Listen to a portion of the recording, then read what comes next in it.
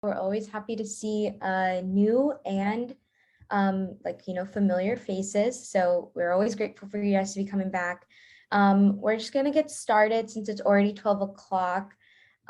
So first thing is event announcements. So last week we had past President Andres Meave, who's a financial analyst at Dado Properties. I always have a problem saying it, but so that was a great one. If you guys missed it, please make sure to look at our YouTube channel, and you guys can see all of our past recorded meetings.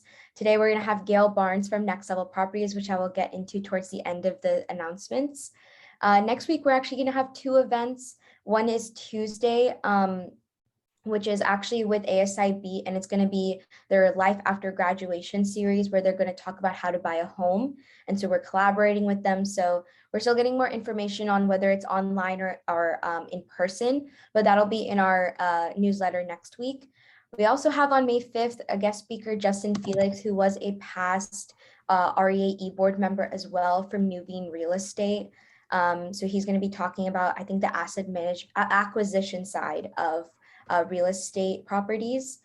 And then May 12th, we might have a double day that week as well, like one on Tuesday, but we're still working that out.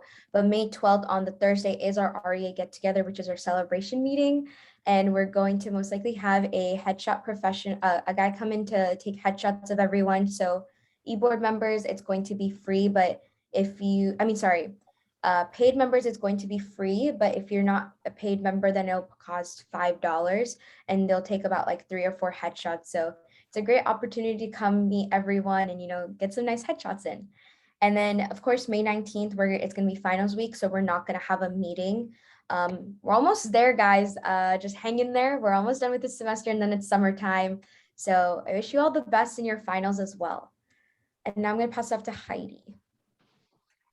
So if you haven't already, you can scan our QR code, which will take you to our link tree, and you will find all of our social media links and platforms on there. Every week we post on our Instagram, and you can scroll down and look through our past events and past guest speakers to see all the things that we offer.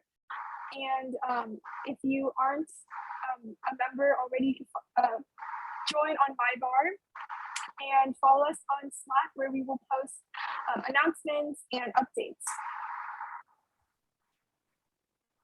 So to be a paid member, you will need to, the admission is $20 for a semester and $30 for a full year, and paid to our treasurer, Talaya. You can Venmo her, but if you need, or if you prefer a different method, you can definitely contact her, email her, to ask her about that. And as a paid member, you will get a membership package, which will include a t-shirt, a little packet with REA stickers, pens, and a mask. As a paid member, you'll also get a stroll, which will be coming out soon, and we'll send an announcement on that later on. If you have more questions about being a paid member, what comes with that, we do have a post on Instagram, but you can definitely text us on Slack, and we'll give you more information. Yeah, and just to add on to the stoles, they are going to come after graduation. Unfortunately, it's just we're working with the bookstore, and there's just been a high influx of, it's just been a back order essentially. So can't really do much about it, but we will be sending out a Google form just to get your address in there, because they will send it directly to you. So we're on the works for that, but unfortunately we can't do anything to get it ahead of time. So really sorry about that, but we'll send out Google Forms out soon through our newsletter and stuff, and through our Slack, just so you guys can fill that out. And then so we're also opening up e-board elections. Before I begin, I know that some of you have already emailed me about that. We're just looking over our questions to see if we want to fix anything in our application, and I will be sending them out tonight. But essentially, we're looking for the president, vice president, director of internal affairs, scheduler, and treasurer position. And yeah, so it's just, we're gonna have the deadline be next Friday for any emails. So you'd have to just email me, and I'll send you the application, and that this application is due by next Friday. If you are applying in that application, or when you send the application, also let me know what your schedule is like for the next week after, just so we can start the interview process as well. But this is a great team. I've learned so much from all of these guys, and I'm pretty sure we all just learned so much together. And so great opportunity to try it out. So please let me know if you want to gain some leadership experience, know the inner workings of REA and just be a part of a great team. And then for urban plan, so this is something by ULI. It's called the Urban Plan for Universities. And I believe Martin is going to post how to email them to get more information. But essentially, this is just a university, so to speak, for people to kind of know the urban planning side of real estate. Sorry if you guys can hear my Outlook beeps in the background. I can't turn it off right now, but it says it's 12 to 15 hour unit, and students, professionals, anyone can join this. There isn't any requirement of like you have to have at least many years of experience or have to have a bachelor's degree or anything. It's just anyone who is curious to learn more. It's a great opportunity. ULI is super expansive, and for them to give this opportunity to us is a great thing. So you get to learn, the developing side, the planning side, the policy making side. So it's a well-rounded course, so to speak. And then I'll pass it on to Heidi to talk about the job opportunity. So we were reached out to provide you guys a job opportunity at Alliance Residential Company. And so this position is full-time and report to the development director. And it says you're required to have a high school diploma and prefer for you to have a bachelor's and master's degree. But I think you guys, even if you aren't graduating, I think everyone should apply just to see, for them to have your resume, first of all. And if you do get past that point, interview is a great opportunity to get to know more about this company. And yeah, so if you want more information on that, we'll post that on the Slack as well. And we'll let you know how to get in contact with them if you do want to apply. Yeah, we're receiving the email soon. This came from the past crew president, Norette Walls. And so she really wants CPP students in this world. And so she loves CPP students and she wanted to reach out to us.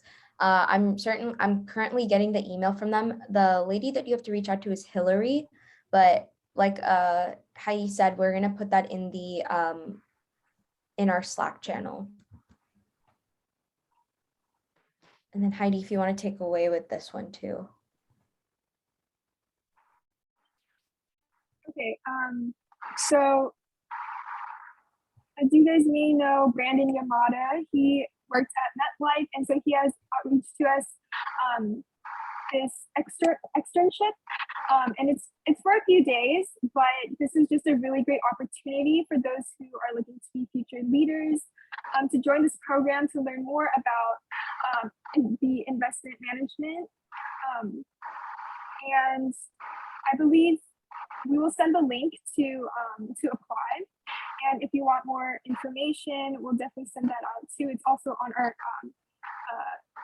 emails and the link there to apply as well. So yeah, this is a really great externship to learn more, to get yourself really into the investment side of things. And Marvin, if you want to take over the CR scholarship. Great, thank you, Sonica. For those interested, you still have time for the CR scholarship. For a quick background, CR is the Society of Industrial and Office Realtors. They're the leading professional commercial and industrial real estate association. And if you're pursuing a career in commercial real estate, go ahead and apply. I'm currently applying myself, and I already got my 2 letters of recommendation, which is an important requirement. If you're concerned about not having, that proper relationship with your professors, go ahead and try anyway. You'd be surprised how supportive and kind the professors can be here. And some other important requirements include being a full-time business major. submitting a copy of your resume and transcript. And keep in mind that the Google form is due by May 13th. So you still have a bit of time, but make sure you start getting those materials prepped. All right, before I pass it on to our guest speaker, we just wanted to go over some REA netiquette. It's just three main things. So during the presentation, we asked that if you have a question, then put it in the chat, or any comments or questions you have, just put it in the chat. We really appreciate you guys coming, but to get the most out of our meetings and also ensure that we respect our guest speakers' time, we would really appreciate if you could just use the chat function so that things can run smoothly. If you would like to, please raise your hand as well, so then Gayle can call on you, or today Gayle can call on you. And then also, once we're done with, once it comes to the Q&A section, the same thing applies. Just raise your hand if you want to ask a question, just so we can get through everyone at the same time and everyone can, ask their questions, which is the great part about this. And also, Zoom fatigue is real. We've been in this pandemic for like 2.5 years almost.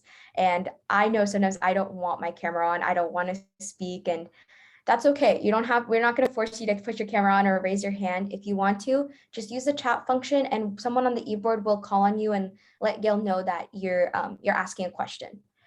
And so now I'm going to pass it off to Gayle Barnes, who is a broker and real estate agent from Next Level Properties, as well as a certified probate specialist. Thank you so much for joining us, Gayle. I will now pass it on to you. Great, thanks so much. Hello, everyone. I'm honored to be here. You'll find that I'm full of energy, and that's because I love what I do. I love people. I love real estate, and I'll give you some background on how I got to where I am today. So I actually am a graduate from USC. Don't be a hater, Bruins. I love you guys too. It's all good. And CPP, love you. My friends have gone there and to CSense. But anyway, I'm a Trojan. I have a degree in psychology. My plan was to be a child psychologist, but I had an internship in my junior year and I go, you know what? I don't think I can do this. I don't think I'm cut out for this. So I said, okay, I'm going to change my major. And then I thought, well, I have too many credits now, so I'm going to go ahead and get my degree. So I went ahead and got my degree in psychology. And believe me, I use it to this day because real estate is a relationship business. I don't think that I'm in sales. I'm in the relationship business. And I'll get more into that more a little bit later. So my journey, I have always loved real estate. I think real estate chose me. I didn't choose it. There was just something about it. When I was younger, I would beg my mom to go take me to model homes. It's like, why would this kid want to do that, right? But something funny happened after I graduated from college. I was approached by IBM, and at the time, Big Blue, as we called it, and they paid very well. A friend of mine from USC said, hey, Gayle, and I just got my real estate license. I just passed the exam, and I was going to go work for Century 21. And she called me, she said, hey, IBM's hiring. And I said, oh, okay. It's like a shiny object over here. Let me pay attention to that, right? Well, I was glad that I did that because I had a long 10-year career in management with IBM, learned so much professionally and just growing up in corporate America. It taught me the foundation of business. I thrived in that world. Some people would say, oh my God, sit in an office, all day. I did marketing, also did, I managed business analysts or crunching numbers for IBM and managed some customer service, but mostly in the marketing, sales and marketing area. So from there, I went to, I was sort of jumping around, even though I stayed there for 10 years. Before that, I did Xerox first, then IBM, and then I went to Kodak. Oh my goodness, Kodak was the best job ever. I couldn't believe they were paying me to do this. Guess what my job was? I worked in the division of Kodak that sold motion picture film. Now you guys are too young to remember this, but film in the theaters, when you watched movies, they were actually on film. I mean, there was actually film going through the camera. So my job was I was the director of the student filmmaker program. So any film school, any college, in the United States, my partner did the abroad, the international schools, but I did all the schools in the US that had a film program. So, and even schools like AFI, American Film Institute, Chapman, USC, of course, and all the rest of them. So my job was marketing. So I would take the corporate American Express card, and my job was to work with the schools, with the deans, with the professors and the students, take them to dinner, take them to film festivals, meet them there, put together presentations from people who have been there, done that. So independent filmmakers that wanted to be the next Spielberg or George Lucas. And Kodak wanted to get a hold of that generation to let them know that Kodak film was better than Fujifilm. And at the time, Fuji was our major competitor. But then, and everything was great, right? Everything was great. We were making 67 cents on the dollar. We were doing really well. I was flying to not only to Rochester, New York, where headquarters is located for Kodak, but going around to the Cannes Film Festival, Sundance, all over the place. It was just a blast. Walking the red carpet, going to the Emmys and doing all that stuff. Well, guess what happened? Digital came along and the kids were like, hey, you know what? It does cost a lot to deal with the emulsions and deal with the film and the chemistry of it. It's a beautiful look, but I could take my Mac and I can now project my story, my film on the big screen. I don't need to spend the money processing and developing. So Kodak kind of put their head in the sand, was saying, hey, film is still better and all that good stuff. So I was telling them that upper management, it's not working. The marketing message isn't working because the technology is moving on. You can't just stay here. So I was ready to leave, and I had stayed there for 11 years. And I said, you know what? I always kept my real estate license active because we're supposed, well, if you want to be active, you renew your license every 4 years. You may already know that. So I just figured, you know what? I worked hard to get my license. So, I'm done with corporate America for now. I think I'm going to go out on my own. So in 2007, does anybody know what was happening in the real estate market in 2007? I know you're too young to remember probably, but the market was crashing. There were a lot of loans. There you go. That's right, Sanika. I see in the chat there. The crash was a bubble because there's no way that you could make $40,000 a year and afford an $800,000 house.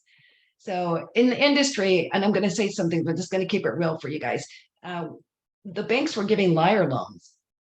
You could just be breathing and just go, okay, sign here, and so the loans were just built on air. Yeah, it was a collapse, Albert. I see that. It was a collapse. So I just prayed about, finding my way. And I said, you know what, I'm going to do this. I'm going to do real estate. So I became a short sale expert and a foreclosure expert. One thing I want to let you know is whatever you do, real estate is such a large field. It's always better if you find a niche and always stay relevant. They say that the riches are in the niches, right? It's just, you probably heard that before, but the riches are in the niches. And I didn't understand that in the beginning because I said, but I want to help everybody. I just want to do and be everything to everyone.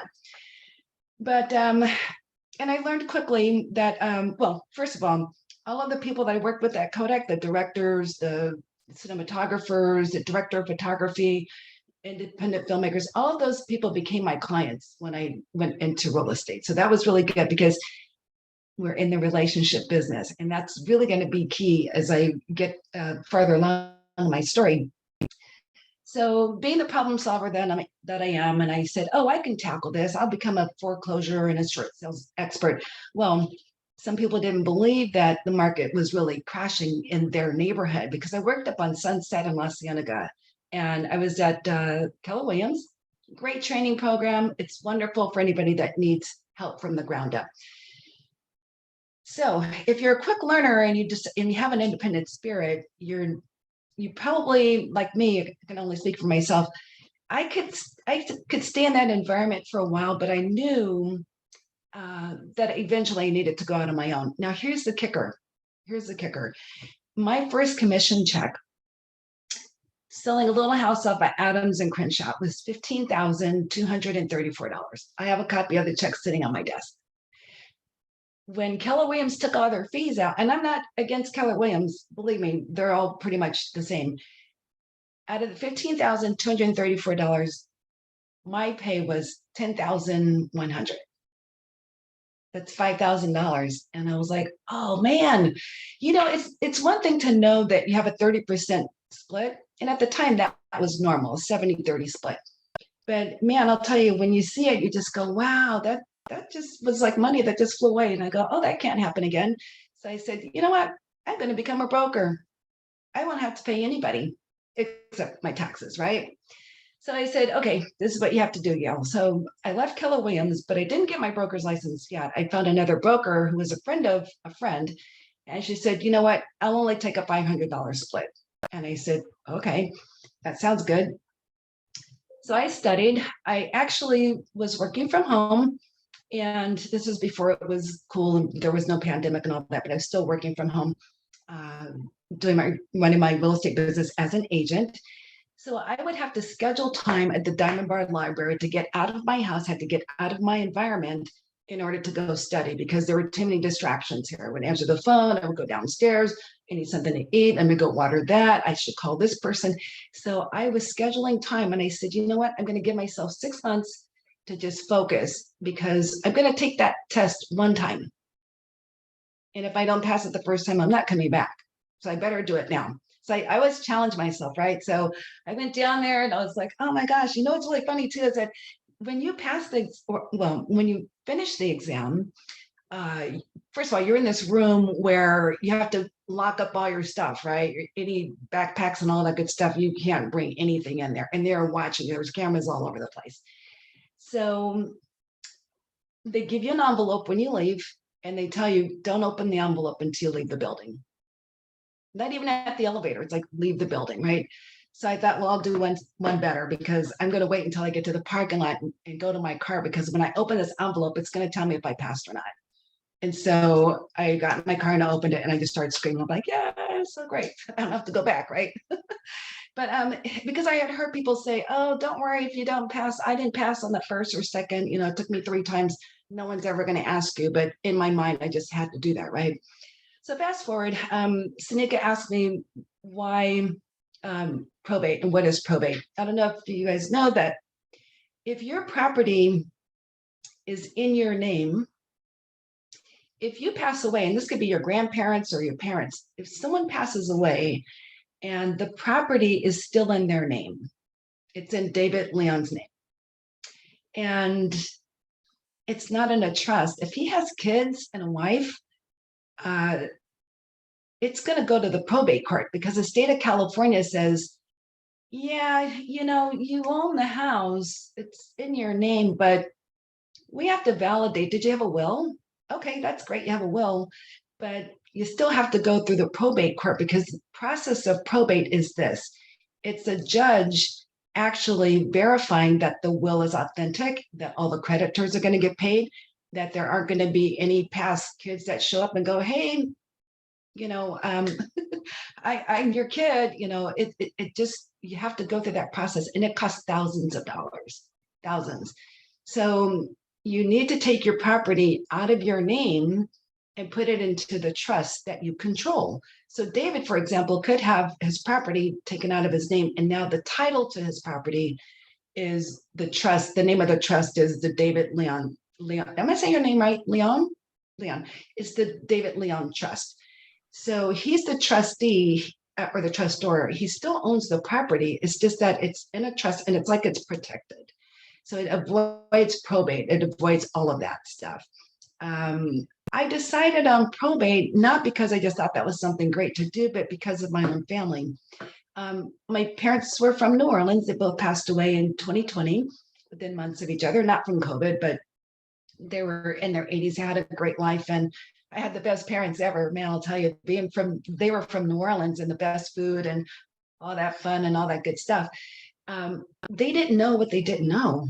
And so I decided that I needed to help people. I needed to learn about this, get certified in probate, and then do presentations on it. I go to networking groups and all that good stuff. So that's why I chose probate. And that's what probate's all about. I will tell you too, that when you're in real estate, you have to pick a part of real estate that you like. I like being a broker. I have 7 agents. They all work from home. They're multilingual in Mandarin, Cantonese, Russian, Slovenian, and Serbian. So we're kind of like the United Nations of real estate.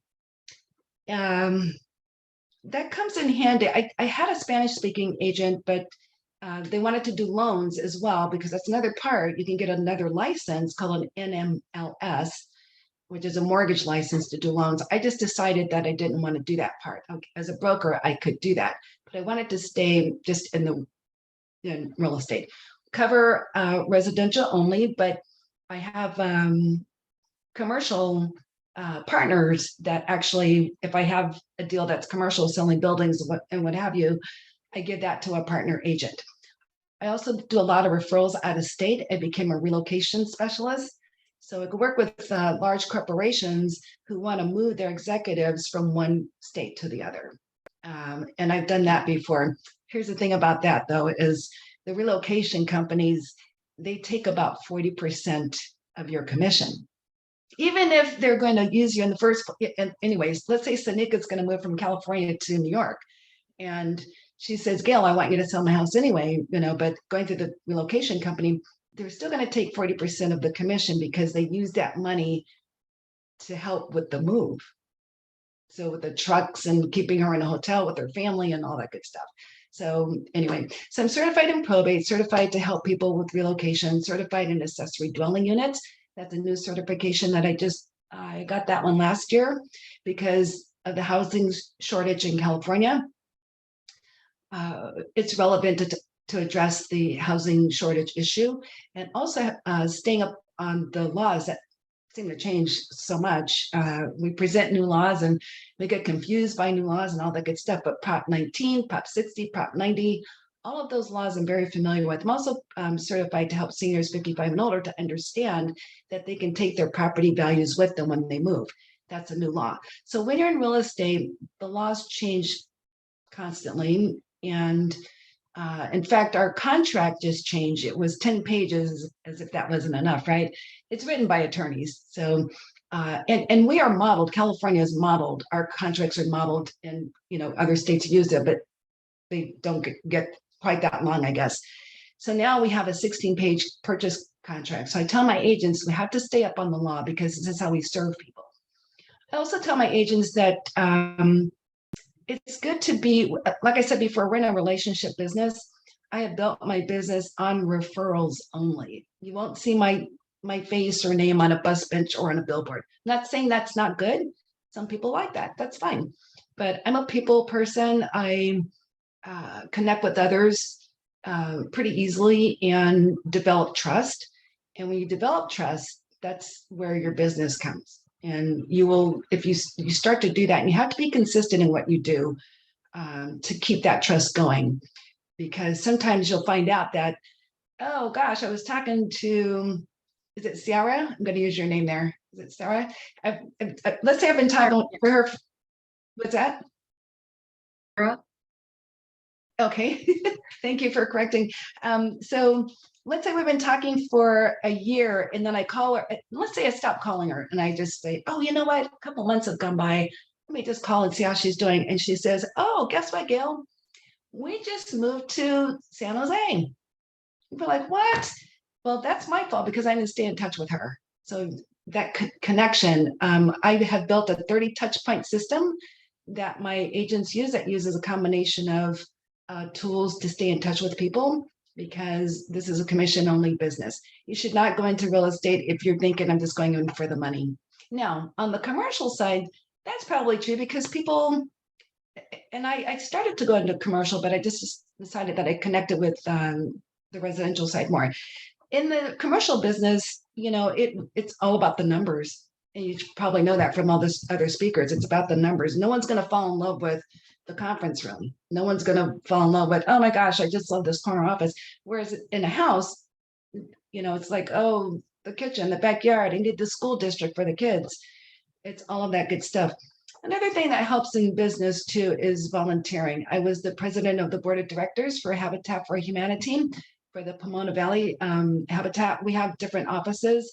LA, the greater LA Habitat is a big one. But I decided that I would put my love for real estate and blend that with and bring that to a volunteer capacity. So I joined the Design and Construction Committee of Habitat for Humanity. And then they asked me to chair another committee, Faith Relations.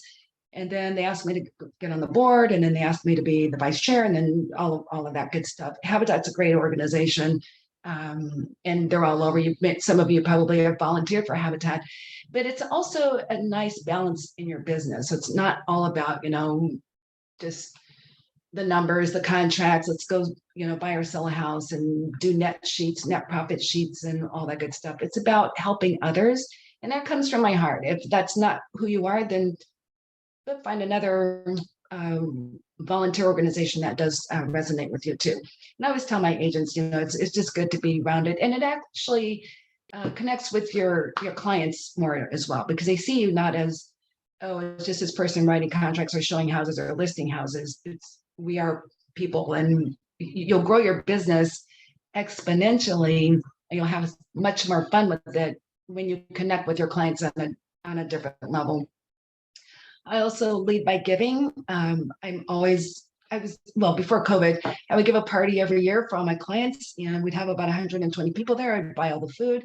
We have a restaurant in Pasadena. I'd hire a DJ, and for 3 hours, we would just dance and eat and just have a lot of fun. So it's always good to incorporate some fun into your business. In fact, when I left Kodak, I said, you know what? I'm going to start my business, and I'm going to base it on 2 things: faith and fun. I have faith in God. I hope you don't mind me saying that, but it's just who I am. And just having fun, bringing some fun to the process, but also bringing that trust and bringing that honesty. Not to say that it's not there, but people, it just seems to resonate with people. So what are some other things I want to tell you? Oh, so building your business by referral only, where people are calling you and you're not knocking on doors and doing all that good stuff. It's about giving people more than what they expect, putting things together where I know I have a list of birthdays on my desk all the time, and I always have gift cards, birthday cards. I'm that person that still puts stuff in the mail. I do electronic gift cards too, but I spoil my client base. And when you spoil people and you let them know that they mean something, you'll be surprised at how much money you can make. It's just, the money comes. I didn't get into this business because of that. I got in this business because I love solving problems. I love architecture. I love houses. And I just think this is a great business, and it really requires a lot of trust. Did you know that one of the top professions right under lawyers, no offense to attorneys, but the professions that are not trusted at all, I mean, they're low on the trust scale. Real estate is right up there. There's a lot of changes going on in real estate right now, as a matter of fact, on that point of, I guess it's not really a trust issue, but there's a lot of changes, technology changes, just like it did for Kodak. It also changed for IBM when I was there too, because they were into mainframes, and it took them a long time to get on the bandwagon for PCs. That's a whole nother story. But in real estate, there's a lot of things that are going on right now in Washington with the Department of Justice that is threatening real estate in a way that probably affected travel agents. You guys are probably too young to remember travel agents. Like, why would anybody have a travel agent? But because of the disruption in real estate, not just in terms of technology, but mainly because of technology, the process of how we get paid and commissions is really on the line right now, because there are some companies out there that feel that, and actually sellers that believe that real estate agents and brokers make too much money. So they're saying now, and this is again with the DOJ, and they just made it a class action lawsuit. I stay up on this because it affects my business, and I tell my agents about this, but there's a class action suit, and it's gaining steam in Washington right now. That is what the intent behind it is, hey, look, you guys, you realtors, you usually charge what, 5 or 6%, and in that 5 or 6%, that comes out of the seller's profit. So prices, let's say you're going to have a house for sale for $800,000, and it's worth $800 because the rest of them sold in that area. But sometimes the sellers will think, well, wait a minute, and this is where this is coming from. you're representing me as my agent. So I'm going to pay you 2.5 or 3%. I don't want to pay you 5 or 6%, and then you have to share that with the other side. I don't want to spend that kind of money. So an $800,000 house, we could be talking about $35,000, $40,000 commission that's split between two brokers. So maybe that's, Marvin and Seneca, they're both the brokers on either side. So they're going to split that. They're each going to get 20,000. The seller is saying, no, I'm only going to pay Seneca. I'm going to give her the 20,000. And Marvin, your client, your buyer, you're going to have to tell them that they're going to pay your commission. We're not going to do it. So the seller is like, I'm going to save more money. So that's what's at risk right now, that whole balance of how commissions are paid. It's going to be significant too if they win, the opposite side. So being a realtor, the National Association of Realtors, you probably know this, is it's the mothership, for lack of better words. And we all pay our dues to them. And we can't be called a realtor unless you belong to the National Association of Realtors. And then within California is California Association of Realtors, which you know. So NAR, the reason I bring that up, NAR, National Association of Realtors, are the ones who are lobbying for us, for the realtors. So it's a big court battle that's going on right now. So yeah. Any questions so far? I'm watching the chat. I don't have any. Oh, thank you, Albert, about the handwritten letters. It makes a difference, right? Because when you open your mail, what does your mail look like, right? Let me go find something here. It's usually a white envelope, right? It's a bill. And if you get something that's not a bill, you go, man, Marvin thought about me, or Albert thought about me, or Andrew thought about me. And that's pretty cool. So that makes you stand out, because you have to feel special. You have to make people feel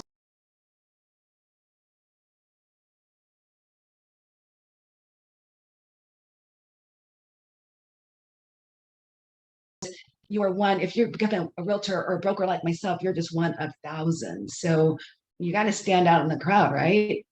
You got to stand out in the crowd. So doing the things that I'm telling you about to make people feel special and to make them, it seems simple, right? Like, well, why wouldn't everybody do that? But it's not true. If you go to Nordstrom's, they have a different customer service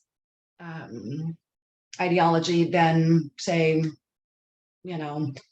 Pennies, or I don't know, pick a store. Mostly everything's online these days anyway. But even online, that's a good example. I buy a lot online, like you guys probably do as well. So there's I won't say the website, but their customer service is not good, and you have to bend over backwards and just beg and scream and email them day and night and day and tell them that, no, I get a refund, so sometimes the customer service isn't there. So I just want to make that point, because that has really propelled my business and it sustains me. And the more I get, the more I receive, the more I give as well. I tie to my church. I'm not saying that you have to do this, but when you give, it's magical. It's magical. It just is. So what else I want to tell you? Let's see. Referral, volunteers, stay on top of the laws. You know what? One thing about real estate too, if you decide to take this path, is that no two deals are alike. They're all different. And in the residential world, you become part of their life journey. You become part of the family. I've gone to quinceañeras, I've gone to weddings, bridal showers, and all that, because you become part of that family. And it keeps coming in. It keeps coming in. Lawrence, I see you have a question. I see your hand raised. Yeah, Miss Barnes. First of all, really appreciate you, and I had a chance to spoke with a top broker at Marcus Miller Chap last week. We have a discussion about what are like difference between the natures from commercial real estate and residential real estates.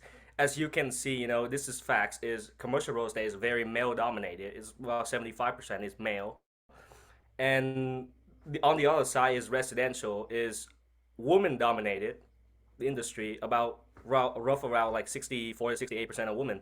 So what do you think is the reason for that, and do you think is it because of the nature, because of the business, or is it because of something else? Um, you know, I'm going to have an answer that it's not going to be popular. It's not going to be PC at all. But it's just my opinion. There is a club, an unwritten club, an unspoken of club that keeps certain people there or not. And that may be kind of old school, but that's what I ran into because I actually had an interest in going down that path. But I think women, again, this isn't going to be a popular answer, but I'm just going to tell you, I mean, sometimes it requires more of a nurturing kind of touch in the relationship. I think that's what's helped me a lot. Emotional connections, is that what you? Yeah, exactly. And sometimes women, I'm not going to say that. I'm not going to say that. I'm just not. But I can. No, Okay, I'm sorry if I speak. put you in the spot. I'm sorry, my No, bad. I'm going to be honest with you guys. When I wanted to be an architect because I loved architecture so much, but I suck at math. I don't even like math. I don't like numbers. I am good at writing. I can write a book, a novel. I can write letters. I can speak and all that, but I just didn't like numbers. My good friend, on the other hand, he's a genius. I mean, he's computer whiz. He does his stuff in his sleep. I think he has a calculator in his head because I'll say something. I'll be talking about a deal, and he goes, "Oh, 30, oh, that's $384.19. I'm like, how do you know that? So maybe that's just what we gravitate towards. I don't know, Lawrence. Maybe that's what it is. I don't know. Sorry, I put you in the spot. My bad. No, that's okay. That's okay because when it comes to commercial, it is more about crunching the numbers. It's about crunching numbers. And by the way, I'm an investor myself. I have to crunch numbers. I said I don't like math. I mean, it's not like I'd sit down and just start, solving problems. But I own properties myself, so I have to do the numbers. I mean, I know them, but I just decided that, commercial wasn't for me.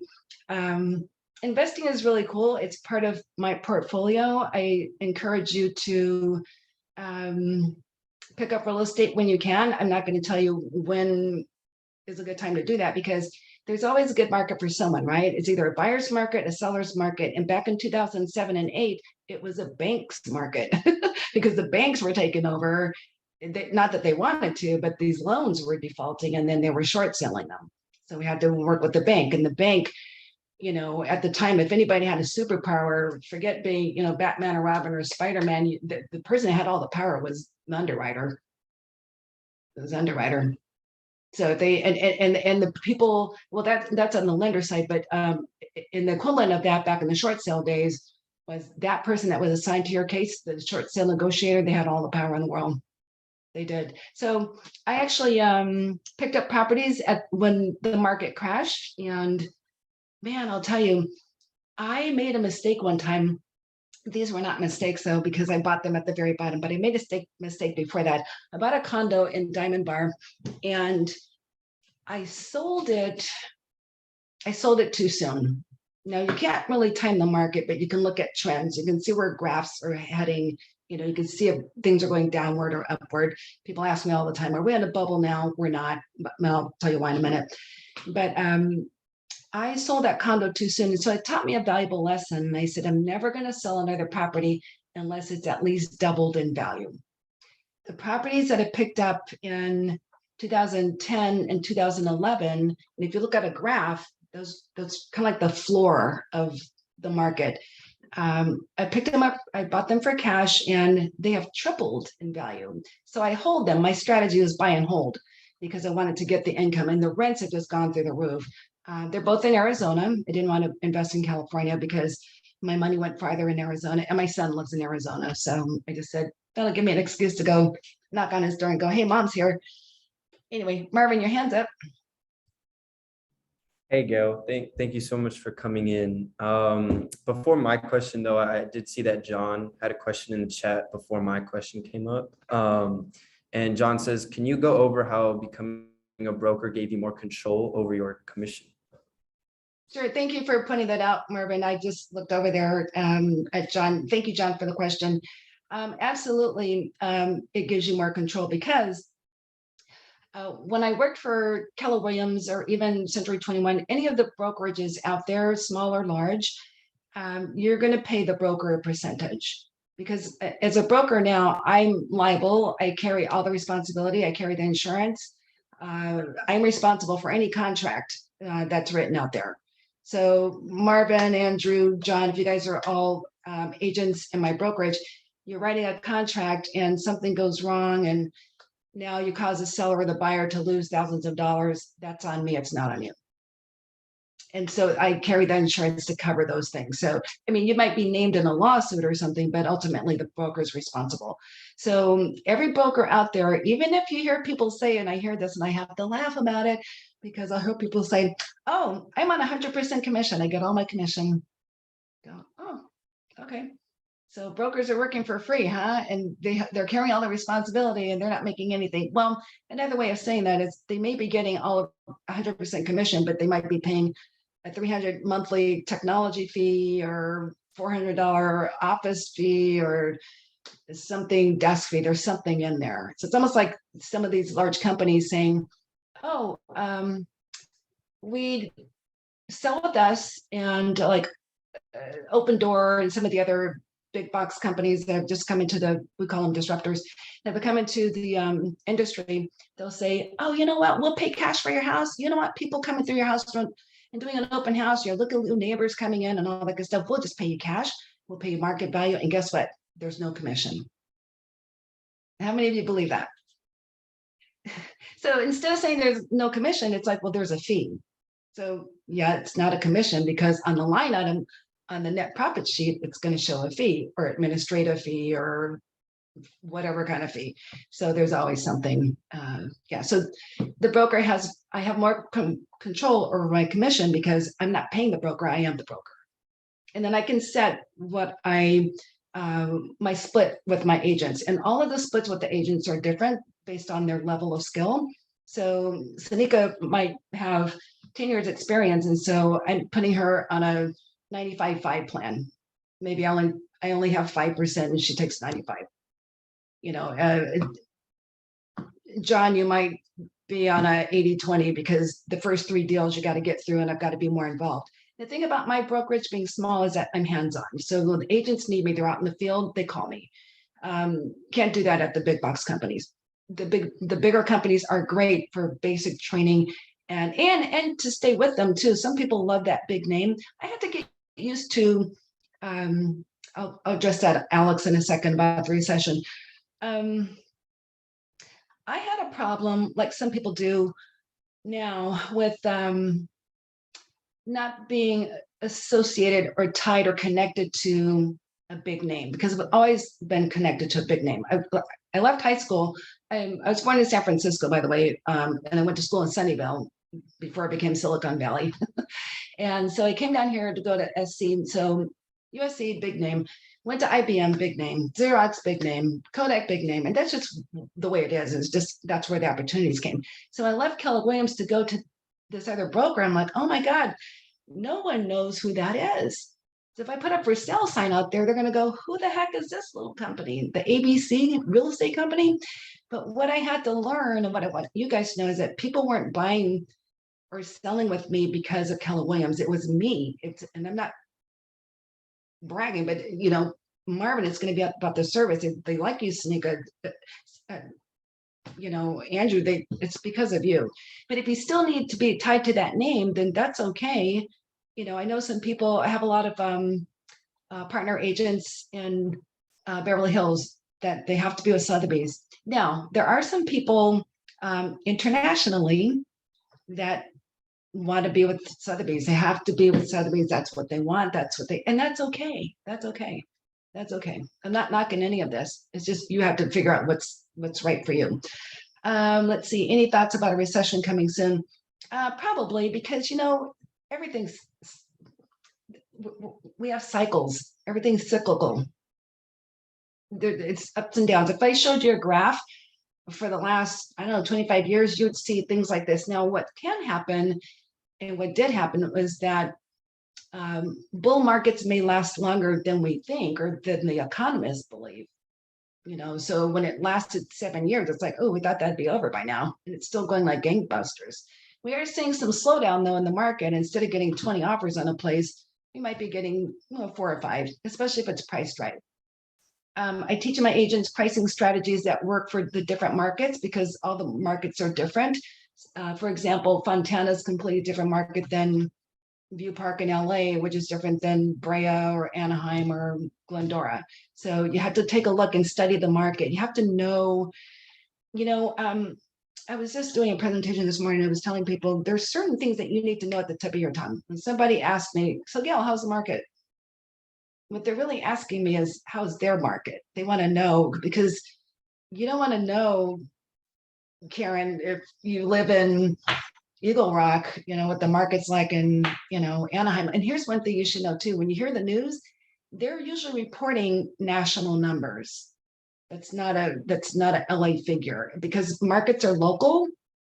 So when you hear them say things like, oh, it's kind of like when they say the average price of gas is $4 and blah, blah, blah. It's like, what? Yeah, North Carolina, so always remember that our markets are local. I don't think this recession will be like the one I don't think so either, Lawrence, because we don't have the same variables in place that caused the last recession. We don't have the liar loans anymore. Forgive me for saying that, but I'm just keeping it real. Those loans that shouldn't have ever happened. Unemployment, figures, interest rates still have, they have prep, they're higher. In fact, if you bought a $500,000 house 2 years ago, maybe even a year ago, when rates are in the high 2s and low 3% range, and you buy that same house now in the 5% or high 4s, the difference is about $500 a month on your mortgage. So that's changing. So you would think that things would cool. Buyers wouldn't be so feverishly standing in line to buy these houses that have double-digit inflation. Usually we're used to single digit, like 5 to 7% a year. Now we're looking at 22% appreciation. That will probably slow down.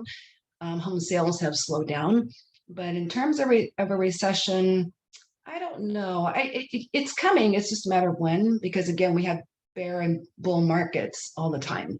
And you can see that on the charts. So I agree with that. So brand new with Keller Williams perspective, figure good. I actually had a question for you, Gayle, if you don't mind. Sure. Yes. So you earlier in your discussion, you mentioned how it's really important to pick a part of real estate that you enjoy doing. And my question was, how do you suggest people curious or just starting with real estate find out exactly what area that is? What helped you define to become a broker? Before I became a broker, excellent question, by the way, Marvin. I was, like I said, I was all over the place because I just thought, oh, I've got to make money. I'm on commission only. And thank God I was a good saver through my corporate years because I had enough money to survive. You should really have at least 1 year of income. And that's probably conservative. But I was all over the place trying to figure out my niche, what I wanted to do. So I was helping everyone. It became clear, and it will become clear to you and anyone else as you start to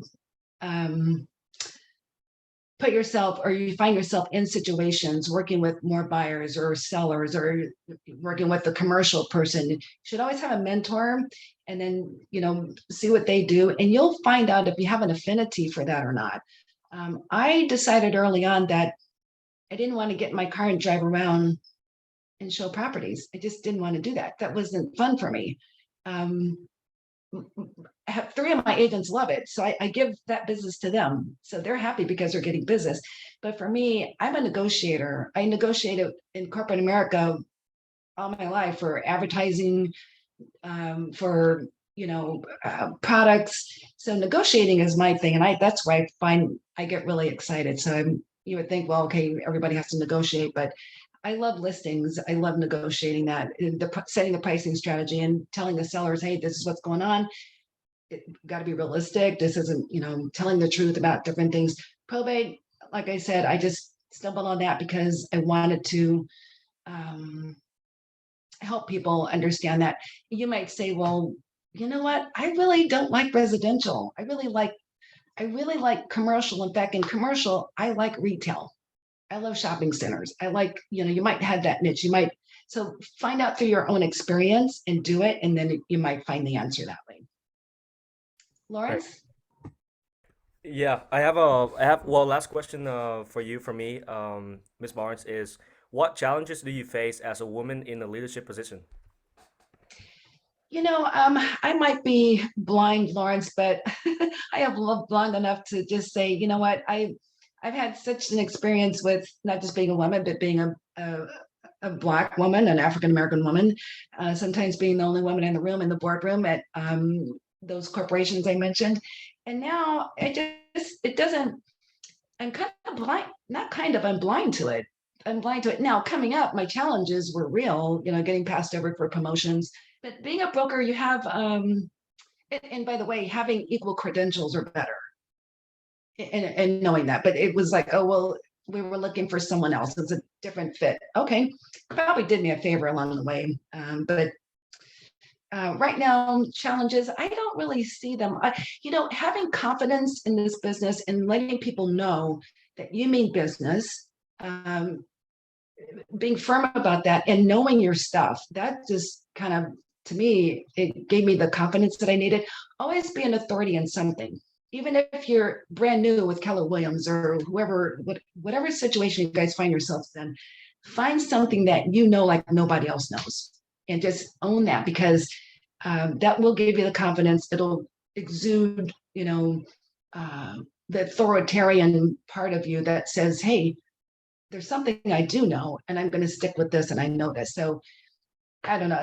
That just helped me along the way. So I have time for one last question here. Would you recommend having a WHS as well being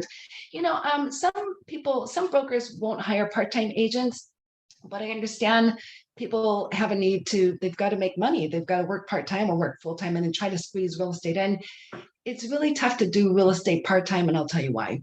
Because I thought I should do that first too. And I said, you know what, I'll just stay over here at Kodak and I'll just work real estate part-time. It doesn't work because real estate it can be 24/7 actually. But here's the thing. When the appraiser calls and says, hey, I need access to the property, or escrow says, you know what, the buyer said such and such and such, or the whatever. Now, if you have a team, let's say that you team up with, I don't want to mess up her name again, Ciara? Yes, I think I said it wrong again. Close, yeah. So if you team up with someone, then maybe you guys could do that, but it's really a tough business to do part-time. Unless you become, and here's the thought, you can become an assistant to a busy person. So for example, David Chan in Los Angeles and Toya Brown, they started part-time, and I'm just one person, so I had to give my overflow to them. I was still in charge of those deals and those transactions because the clients didn't want to be passed off. But it was like, okay, so that's how they got their start. It was offloading some of the things I had them do. So it wasn't just handing them the whole file, but it was, here, I need you to do step 1, step 2, step 3, and I'll pay you for it. So they were able to make money that way. So you could find a busy agent. But if you have a W-2 job, you can try it, but I'm just going to tell you, it's tough. It's tough. I have a great rest of the day. Oh, you're welcome, Lawrence. Also, what do you think about virtual tours? Virtual tours are great. Drones, virtual tours, anything you can get in there to market that property is wonderful. All angles, day, night shots. You know what really bugs me? I'll tell you one last thing, because I do have to sign off right at one. When people, and I tell my agents, do not do this. When you're writing up something, you go, oh, this house is beautiful. It's sitting on the mountains, has an ocean view, and look at the deck, and it's got access to a boat pad and all this good stuff. And then you do your own photography with your phone and you don't show those things. Or you take a little picture with your, don't do that. You have to hire a professional photographer. And if it has a great view, we need to see it. I'm always appalled when I look at these pictures and there's clothes on the bed, the dog's in the picture. You can see the agent there with I'm like, oh my God, this is like, it's like that red circle with the line through it. Like, don't do this. It's just not good. So spend the time, spend the money, because your clients will love you and they will refer you more. They're going to say, Sanika's great. You got to call her. No one else is going to do it like her.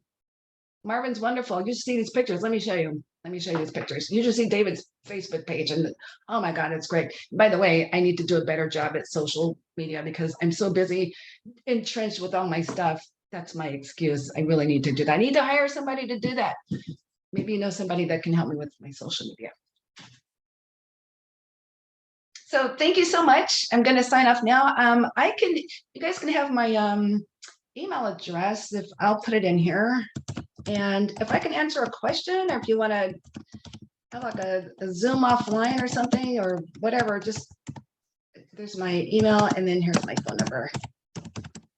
I have to get over to lunch. So, but thank you, David, for inviting me, and Samika. I hope I answered questions that were relevant to you. Oh, and thank you, relevant. Thank you, Spirit. Always stay relevant. That's why I got the certification in accessory dwelling units, because again, because of the housing shortage, I thought, you know what, if it's new, I need to know about it.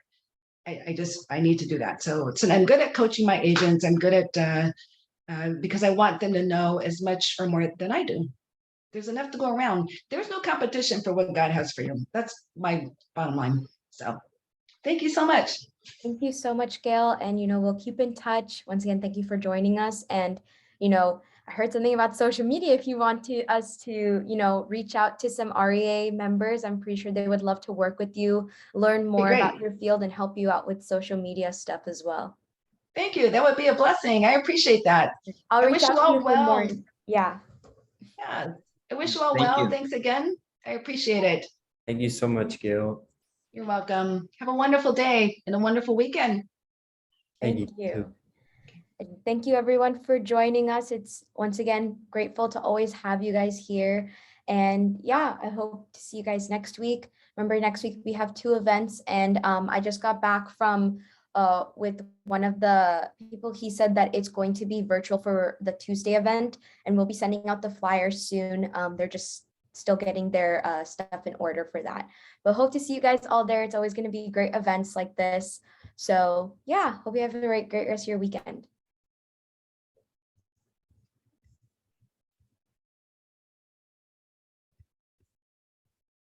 And if anyone has any questions, let us know, or we'll put a stop to it soon.